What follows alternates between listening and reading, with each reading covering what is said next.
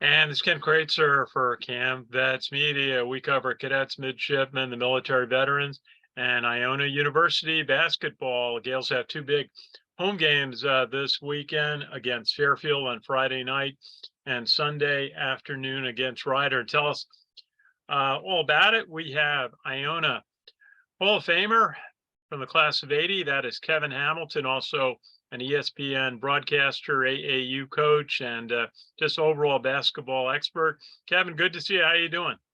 Hey Ken, how are you? Good to see you. Good, good. Doing well. Looking forward to the two home games for Iona, Friday night and then on Sunday. And Gail's coming off a tough performance this past Sunday at Quinnipiac. They were playing without Walter Clayton and Quinn Zielinski. Also, I think the travel fatigue caught up with them a little bit. I think it was 6 out of 7 games on the road. What was your thought about the Gales game up at Quinnipiac Sunday? I thought it was a tough game. Other than Dennis Jenkins, they got off to a tough start. Not many players were able to hit shots. Played a little lethargic early and got into a hole that was very difficult to get out of. Foul trouble plagued them, especially the fouls on Jenkins. Really created an issue for them. But you want to have these types of games this early in the season so you can correct them and get yourself ready to go against these same opponents the second half of the year.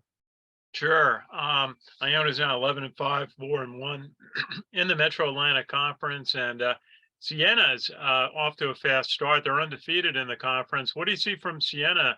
Iona's got a couple of games circled on the calendar against them coming up. Well, they'll be very formidable. They are off to a very good start. It's like anything. On any given night, any of the teams in the MAC can compete. Styles matter. And I believe that Iona's style, once they get healthy as well, will be the primary style for teams to follow and chase. So I think they'll do well against Siena. It's always a great game up in the First Union Center up in Albany, the Times Union Center. And, just look for those two teams to compete very heavily. Yeah. Well, business at hand is tonight, Fairfield. Hopefully another very good crowd at the Heinz Center. Fairfield coached by Jay Young. They're 6-9, 2-3 on the MAC season. They're actually coming off a couple of losses to Siena and Niagara in overtime. What do you see from Fairfield this year? So, like you said, Fairfield's coming off a couple of tough losses, particularly Niagara loss. They did not play very well. They're going to have to play at the very height of their abilities to compete against Iona. I see Iona really doing damage inside if the inside players come, ready to play and ready to go. Not sure what the injury report looks like, but the Iona guards should fare very well. So I'm expecting Iona to be able to do very well tonight against Fairfield. Yeah, hopefully Walter Clayton will be back. He dressed for the game in Marist last week, but didn't play. So Coach Pitino kind of indicated it was something that was a short-term injury. Quinn Zielinski, he said he's not sure what his situation is. That he was going out for some further tests on. He's had a high ankle sprain, Right. And apparently must have been aggravated when they tried to get him back in some games out in Hawaii. And so, Coach Pitino was very uncertain about when Quinn might be able to come back this year. So we'll see. But, Nelly Jr. Joseph's, has had a great set of games and then sort of had a, difficult game at Quinnipiac. And he's really been the rock for this team. When he plays well, Iona plays well. Well, I agree with that. And again, when he plays well, it's not a coincidence that it seems like Osborne Shima is playing well. So he needs Osborne to play well to ensure that he gets the types of looks inside. Also, that game, Iona guards took a lot of shots, which, in this case, Jenkins had to keep them in the game as best he could. But the balance and the number of shots that Nelly gets is really going to be a key to how he's playing. You know, if he gets off to a slow start, his shot production is down. If he gets off to a good start, then naturally he should get more shots. Yeah, and Dennis Jenkins has been playing very well, and I mean it's quite a pair when he and Clayton are the backcourt for Iona. That's probably is a really fine backcourt for Iona. I think it goes back to you have to think back to the Scott Machado, Sean Armand days when Iona's maybe had a pair like that. Yeah, I think they're very, very good and they do a good job. Um, it's going to really matter the second half of the year. Jenkins has played a lot of minutes. Um, he's going to need some level of support and rest to be fresh going into the conference tournament. So let's keep an eye on that.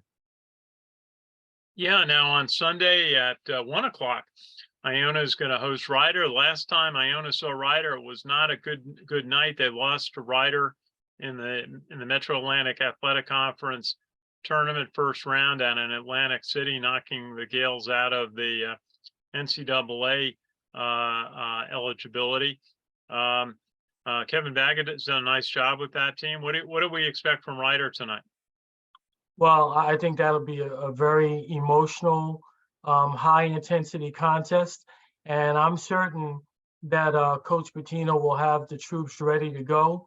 I wouldn't say it's a revenge game because this is new teams for both sides, but there's a nice little rivalry going right there.